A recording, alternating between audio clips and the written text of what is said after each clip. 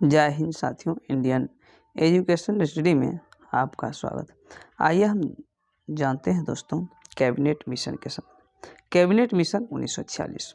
अगर हम बात करें कैबिनेट मिशन की, तो कैबिनेट मिशन भारत भेजने की घोषणा ब्रिटिश पीएम एटली के द्वारा किया गया था। तो ब्रिटेन का जो पीएम था क्लेमेंट एटली, इसके द्वारा कैबिनेट मिशन भारत भेजने की घोषणा किया था। उद्देश्य की हम बात करें, कैबिनेट मिशन का उद्देश्य क्या था, तो इसका उद्देश्य था भारतीय संविधान सभा की स्थापना और तत्कालीन ज्वलंत भारतीयों की जो समस्या है उस पर विचार विमर्श करना इसका मुख्य उद्देश्य था। कैबिनेट मिशन के सदस्य की हम बात करें तो कुल 3 सदस्य था, स्टैफोर्ड क्रिप्स, एवी अलेक्जेंडर और पैंथिक लॉरेंस।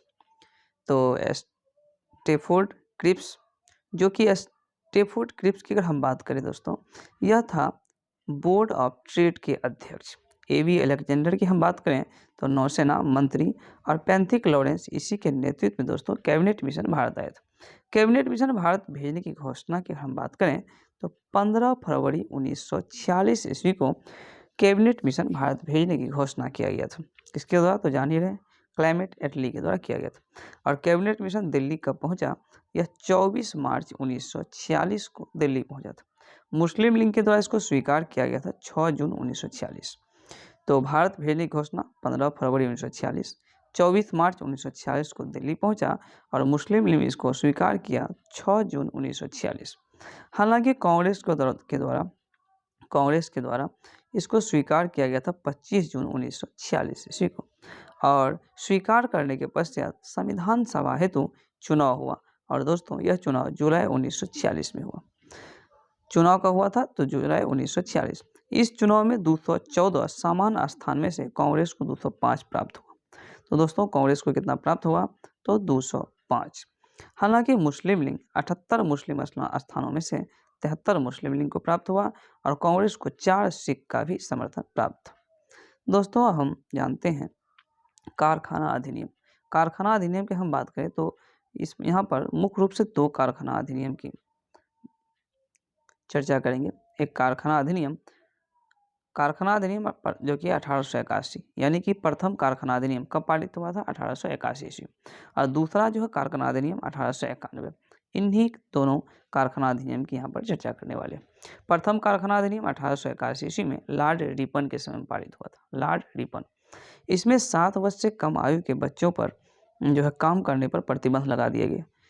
जिस बच्चों की आयु 7 वर्ष से कम है उन्हें काम पर नहीं लगाया जा सकता था, और 7 से 12 वर्ष तक के उम्र के बच्चों को 9 घंटा से अधिक उनसे काम नहीं लिया जा सकता था। यानी काम के टाइम का एक तरह से निर्धारण किया गया था इसमें। और यह जो है चाय, कॉफ़ी, नील की खेती पर यह अधिनियम लागू नहीं था। यह भी याद रखेंगे कि कौन कौन से फसल पर कारखाना अधिनियम, जो प्रथम कारखाना अधिनियम 1881 जो कि लॉर्ड रिपन के समय पारित हुआ था, लागू नहीं था। तो चाय, कॉफ़ी और नील की खेती पर। दूसरा कारखाना अधिनियम की अगर हम बात करें 1891 ईस्वी में पारित हुआ था, और यह लॉर्ड लेंसडाउन के समय पारित हुआ था। लेंसडाउन, इसमें जो निर्धारित किया गया था 11 घंटे प्रतिदिन से अधिक, मतलब प्रत्येक दिन जो है 11 घंटे से अधिक काम पर प्रतिबंधित किया गया कि मजदूर सब जो है 11 घंटे से अधिक काम नहीं कर सकता है प्रत्येक दिन। और सप्ताह में एक दिन छुट्टी की भी व्यवस्था किया गया था। सप्ताह में एक दिन छुट्टी की व्यवस्था। हालांकि छुट्टी की जब बात आ गया तो यहाँ मैं बता देना चाहता हूँ कि 1843 ईस्वी में पहली बार रविवार की छुट्टी भी प्रारंभ हुआ था। तो 1843 ईस्वी रविवार की छुट्टी पहली बार जो प्रारंभ हुआ था। हालांकि दूसरा कारखाना अधिनियम के तहत सप्ताह में एक दिन छुट्टी का निर्धारित किया गया था 1891 ईस्वी में। तो मुझे यकीन है कि ये वीडियो आपको पसंद आया होगा। अगर ये वीडियो आपको पसंद है कृपया इसे लाइक करें, अपने दोस्तों में शेयर करें, चैनल को सब्सक्राइब करें। Thank you.